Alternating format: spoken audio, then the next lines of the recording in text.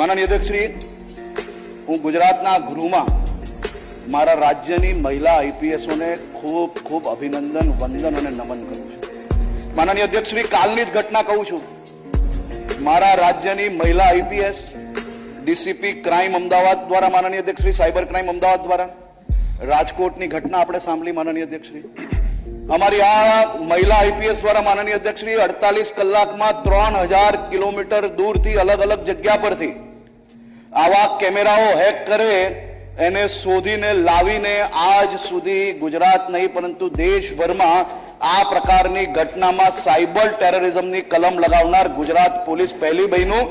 અને એના in charge officer માનનીય અધ્યક્ષશ્રી ડોક્ટર લવીના સિન્હા, જે મહિલા આઈપીએસ છે, મહિલા આઈપીએસ માનનીય અધ્યક્ષશ્રી જિલ્લામાં એસપી બી છે અને અમારા હોમ સેક્રેટરી બી મહિલા આઈપીએસ છે.